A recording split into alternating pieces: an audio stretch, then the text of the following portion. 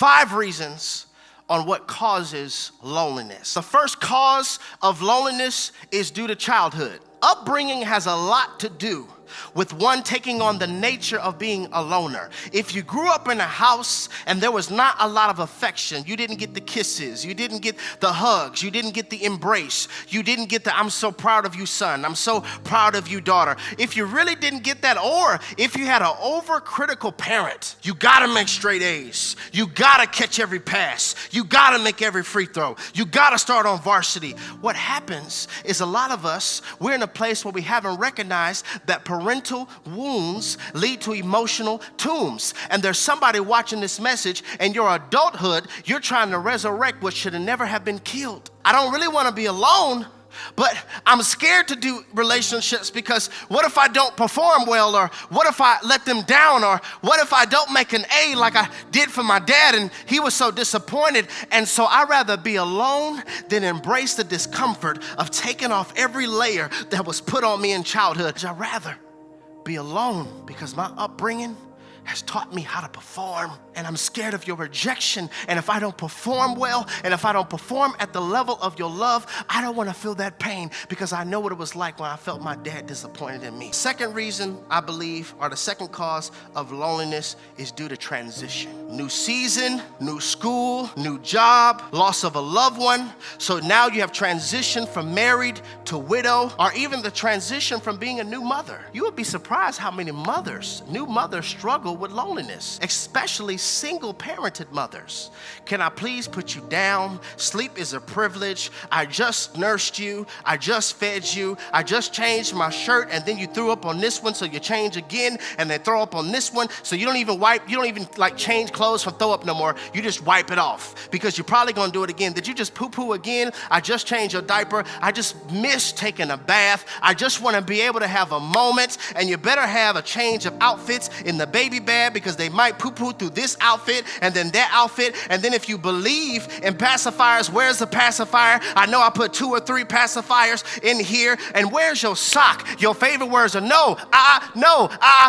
The weight of transition. And a lot of us don't know how to transition. So we feel alone because we have forgotten that this too shall pass. But you know another reason, another cause of loneliness? Self-centeredness. I know it's a curveball, right? This might mess you up, but a lot of times loneliness is caused and birthed through envy, self-doubt, comparison, and self-centeredness. Well, they have this and I don't. Well, man, if I had what they had, man, my life would be so much better if, man, they got this and I don't have this. Man, I wish I had this like them. Man, I wish I had this like them. I wish I had this house like them. I wish I had a husband like them. I wish I had a marriage like them. I wish I had this like them. I wish I had that like them. So your mind is constantly swirling with all the stuff that you don't have, and all the stuff that you want, and all the stuff that you desire, and all the stuff that failed, and all the stuff that hasn't worked out. And so now there's a mental aerobics of all the stuff that's causing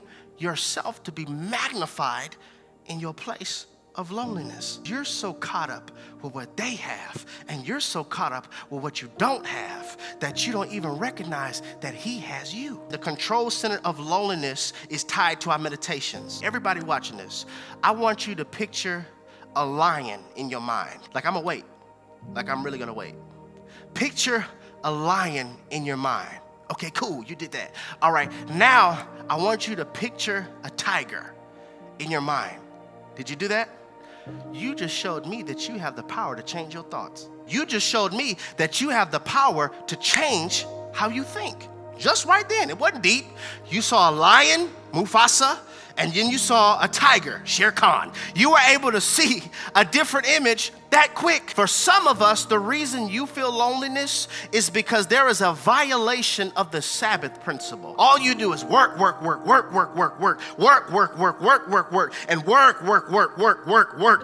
work. You work so much and you work so hard that you never make time for you. There is no recreational activity. There is no leisure. There is no hobby. The violation of the Sabbath principle is in full implementation. And so when something like COVID happens, When something like a pandemic happens and it interrupts your world and turns your routine upside down and interrupts everything that you thought was normal, it shows how you have been violating this Sabbath principle. And loneliness stands in your living room every single night you come home from work, stands in your living room with a cup of coffee and a Danish, and it tells you, I'm still here. What, you thought you could work me away? You thought you could hustle me away?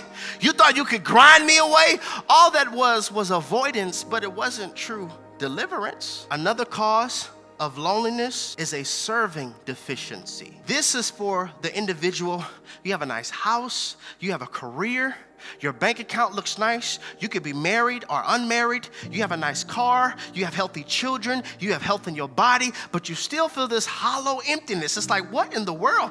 I don't even understand why I'm tripping. I have so many things, I have so much wealth, I have a good position, I have many degrees, I'm in a CEO position, I'm in a board position on a job, I'm making a lot of money, my family's okay, my children okay, but I'm not okay. It's because you, ma'am, you, sir, have a serving deficiency. Who could benefit from your wealth? Who could benefit from that raise?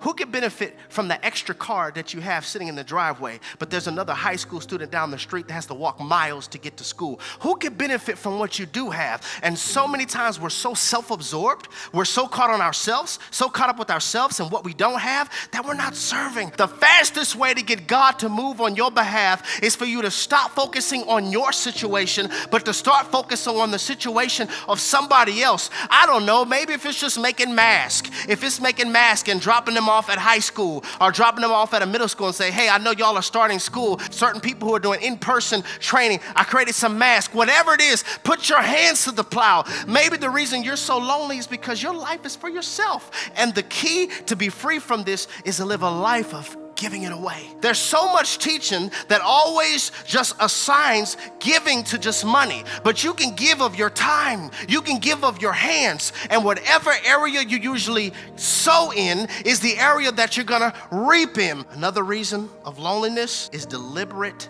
sin. This is why every single time you have sex with him, you feel empty on the inside. It didn't fulfill you. The orgasm was all right. I didn't even say all right. It was all right, but you still feel that sense of loneliness. This is how you can have sex with woman after woman, but you still feel lonely because deliberate sin creates spiritual distance. Maybe, sir, the reason in your marriage you feel so lonely is because you found her, but you kept looking. And so now you engage in some level of sin, and that sin is creating this spiritual loneliness. God's saying, just give that to me. I died for that. I'm not stoning you.